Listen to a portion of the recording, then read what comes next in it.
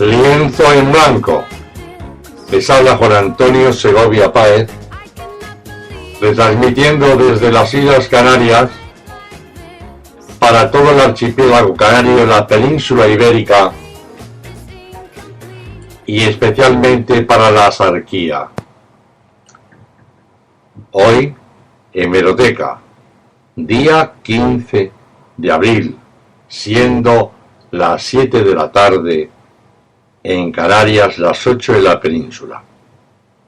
Diario Sur, 5 de septiembre de 1971. Los problemas del arte. Charla en Vélez, Málaga, con Paco Hernández.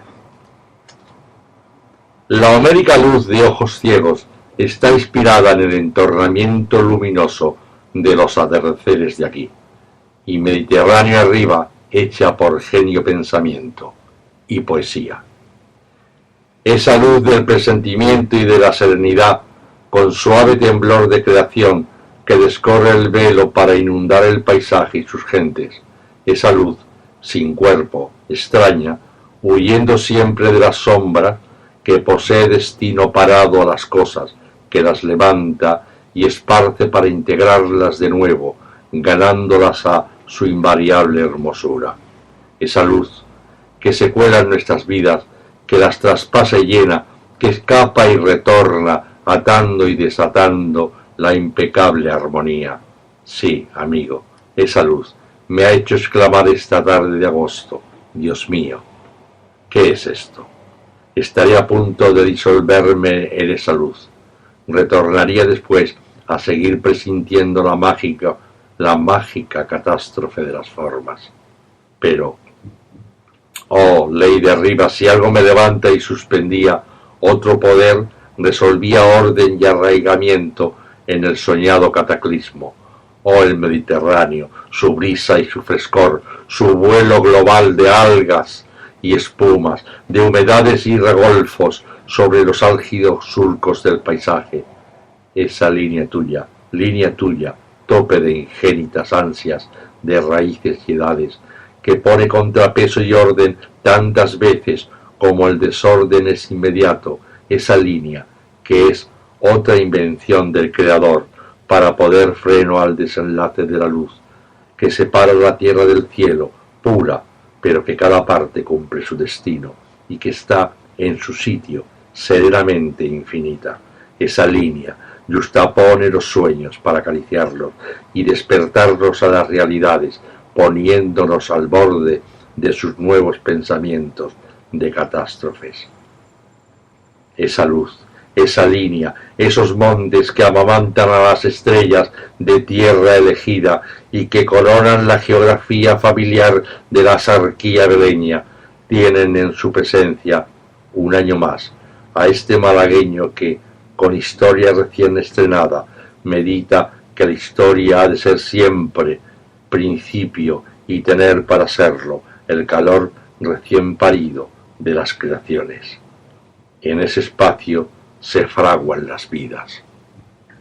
Tengo una constante presencia en mí de mi pueblo, nos dice. Aquí los montes trascienden altos y las áridas encempraciones de Castilla. La piedra está cubierta de tierra porque pertenecemos a una raza geológica en continuo parto. Oh, exclama, qué gran postre es eso del banquete universal de la naturaleza. Paco Hernández nos sigue hablando de Vélez. Las noches húmedas de mi pueblo tienen la sensación misteriosa de ciudad encantada y sumergida, como si el Mediterráneo la hubiera inundado alguna vez. En sus calles hay rebuscos de mar, la cal de sus muros la lamen las cabras, por las esquinas se cuela el mar hecho aire, acaecen renovaciones para que nada se corrompa y extinga, para que las cosas se sobrepongan a la eversión. Hemos regresado al estudio, de allí se llega como nuevo, por la cara se queda ese aricillo de los montes, dentro, en todo el sistema de nuestras emociones, el espíritu recobra el principio y se hace más amigo del cerebro. El artista ha terminado un dibujo, hay un lienzo iniciado y otros con el presentimiento arcangélico de la forma. Antes que yo, hay un creador que navega por los canales del espíritu. Cuando más libre se cree uno, más humildad y limitación surge en la obra. Agonizantes ya los primeros hallazgos, pedía algo más total, más redondo, más definitivo, de espalda al problema histórico del arte, a la clásica convención de sus ideas, sentí que, fuera de nosotros en el espacio, se fraguaban a cada momento infinitas posibilidades de vida, que lo que había que hacer era atarlas y luego liberarlas con escape a otra concepción de la forma. ¿Neofiguración acaso? No. Las formas orgánicas de mi obra, que constituyeron mi temario de la Bienal de Venecia del pasado año, tienen velocidad, péndulo interior, con el que se rigen a modo del universo la vida, y sufran espasmos, y tienen pulso y temblor.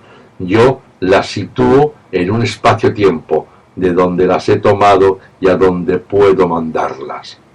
Como si yo mismo pudiera ir y retornar, romperme y rehacerme, diluirme e integrarme en operación de Dios.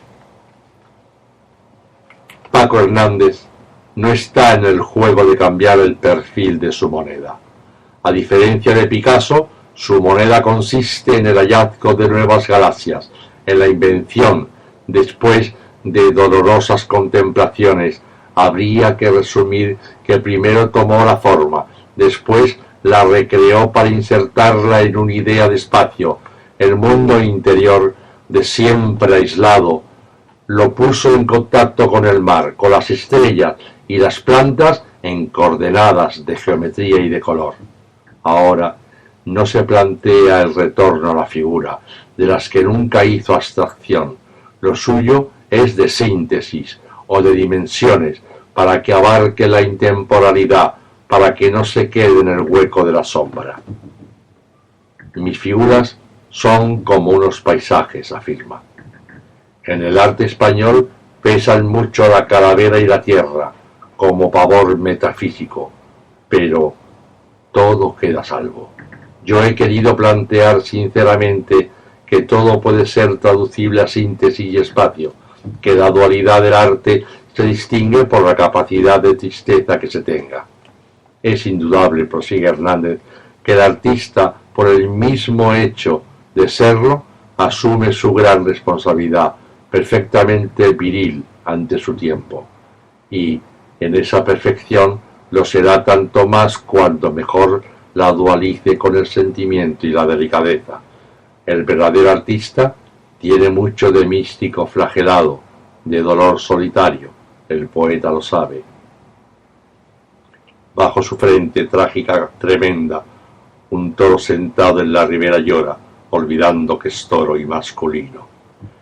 Estaba yo trabajando en mi estudio de Madrid cuando me preguntaron si no me impresionaba el viaje a la luna, y contesté que la luna la tenía yo dentro.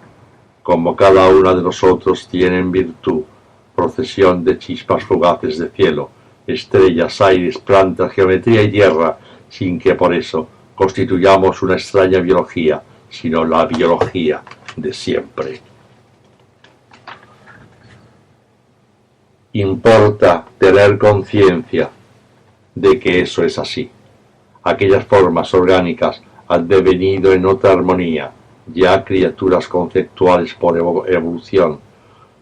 Pueden empero disolverse y no verse jamás, o resbalar hacia la continuidad sin fin y seguir siendo síntesis, ataduras de cosas, trances de eternidades.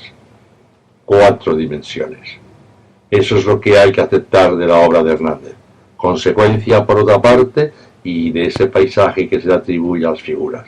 El dibujo, en homenaje a Durero, hay que situarlo en la culminación de la prosopopeya artística de Paco Hernández. Los ojos los veo como coladeros por donde se va y viene la vida. No hay tiempo ni geografía, no tiene pasado ni presente. En algunos momentos alcanzamos a ver que su obra puede ser la perfecta traducción estética de la naturaleza en estado de gracia intemporal. Contemporánea de mí, la figura se me aleja de mis contornos, está como detrás de mí, al otro lado del cerebro, o de ella, o es ella misma. Adán y Eva es otra futura obra que integrará la colección que preparo actualmente. Otros lienzos esperan el mismo interrogatorio a Dios. Su plástica es un diálogo de altura hasta para los no creyentes. El credo de Hernández es cosa demasiado seria. Puede que él haya dado con la tremenda seriedad del tema.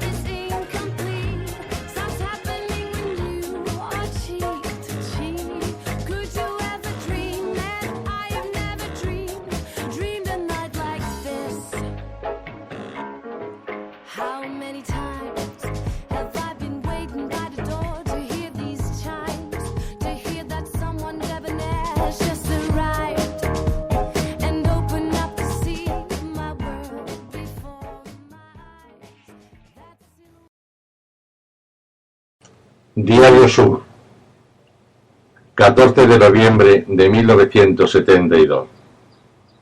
Cómpeta, la bien elegida. Está todavía por estudiar, creo yo, el sistema moral del paisaje. Esa actitud pudiéramos llamar estática de las cosas que confiere a estas un cierto fuero de conciencia y que, de sernos conocido, como nos da, por ejemplo, su confirmación física, nos facilitaría un más justo orden de valoraciones ontológicas en el que pueda encuadrarse el lenguaje sutil de los montes y el verbo sonoro de las montañas, el recato de unos y la altivez de los otros. En los paisajes parece ocurrir lo que en los seres vivos, quizás porque los ponen en comunicación con un fondo remoto de transmisiones y semejanzas. Los hay que ostentan cuanto son o no pueden evitar el perder su intimidad colectiva. Si se escarba en la fragilidad de estos pueblos, hallaremos que tienen algo de posadas que evolucionaron en un agregar constante de gentes que van y vienen y se quedan alguna vez, pero que carecen de engarce y registro en las netas creaciones familiares. Disponen por eso de un tremendo poder vegetativo y crecen atormentando la soledad y hasta la voluntad del paisaje y se agrandan en horrorosas formaciones de carne y cemento, de estructuras sociales del espíritu del hombre. Estos pueblos que a la legua dicen lo que son, carecen de verdaderas interioridades, no disponen más que de alveolos civiles por donde discurren los rezumaderos de las corrupciones diarias, y se entra en ellos mucho antes de que lo sean. Las primeras casas, el autobús de la periferia, las fábricas y sobre todo los muladares indican que nos acercamos a una ciudad. Y ya se verá si esto es capaz de producir el más leve indicio de asombro o la más mínima emoción. Son ciudades que se engullen fácilmente y duran en la retina el mismo tiempo que se tarda en cruzarlas. ¿Y qué me dice el lector de los pueblos, de lo que se completan y que saltan el mismo moral del paisaje? Yo no sabría responder si su admiración se hubiese contribuido el asombro extremado de un acontecimiento artístico que me llevó montes arriba al epitálamo de unas nuevas bodas de Carán, que, semejante conversión de creencias y culturas, puede tratarse a la obra que en Cómpeta tiene el pasmo a la gente. Debe en nuestro cómputo vital, en su capacidad de trascender, una manera de presentir los sucesos extraordinarios sin que caigamos de lo que se trata. Solo esto puede explicar que el espíritu ribereño, hecho a fáciles larguetas del paisaje, cuando dirige sus emociones tierra adentro, no lo hagan con el rigor de la prisa hacia la meta señalada, sino que se pare y vuelva a pararse y hasta parezca que regresa para ir excitando de este modo su caudal de asombro, para ir llenándose de montañas y conducir el espíritu a una práctica de tensión estética. Cuando, a partir de la caleta de Vélez, el camino empieza a ascender por los cortes estrictos de los montes y se convierte en veleidades para la contemplación del paisaje, debe acontecer en el espectador un cambio de perspectivas interiores que me predisponga, siquiera brevemente, a permutar su ciudadanía por asimilaciones y ganancias de altura, que sólo esta operación es válida para estar en ella y hablar de sus pueblos. Algarrobo arregaza una especial biología de gente. Yo diría que es un pueblo de misiones. A las altas cumbres de su corona transmite herencias familiares para fundar historias y levantar doquiera las mejores jerarquías de hombres, cuna de mis antepasados. El contemplarla me llena siempre de aire por la devoción filial. Más arriba, Sayalonga, espesa de tierra y cal hasta sus muertos, me detiene al filo de la carretera. Aquí lo legendario es norma de la realidad. Sus formas son bellas decantaciones que han ido para la vida y senos redondos de eternidades. Me hablan de arches, de su iglesia, de su torre. Es como pararse solemnemente para excitar la emoción. No sé qué manos mudéjares bordaron en los paramentos de la torre los encajes platerescos de su escultura. Aquí, el hacedor de las cosas no fue solo el tiempo. El hombre no se limitó a amurallar su vida, sino que fijó las mejores relieves de sus herencias en los más insólitos lugares. Y es el Arches, la torre de la iglesia, en un claro testimonio de esto. Mi caudal de asombro raya en el límite. Cómpeta se me improvisa como joya colgada del pecho del monte. Tras una curva, el milagro de la aparición. Todavía queda sol en el blanco añil de sus casas. Al pueblo se sube casi arañando sus paredes. Es el signo de los pueblos que valen. Su plaza puede ser el ágora de los dioses de las cumbres, atraídos por tan paradisíaco exilio del hombre. ¡Ay! Como no me engañan las noches de Cómpeta, que tan cerca del cielo deben celebrar sus asambleas de estrellas en la plaza del pueblo. La iglesia está próxima, tengo una cita con el arte y siento miedo. Dentro, en el altar mayor, acontece el suceso extraordinario de un mural. Hay mucha gente. Llega de distintos lugares de la provincia. Cómpeta es la bien recibida. Paco Hernández ha estado en la Samaria de los años. Miles y de allí se ha traído, elevándolos a la categoría de lo divino, los personajes que contemplan su obra. Estoy en una sala del Museo del Prado. ¿Resisten mis sentidos y mis arterias aquella toma de conciencia con el arte? 1000 orfones remotos ponen música de silencio al mural. Sobrecoge el sereno espectáculo de su grandeza.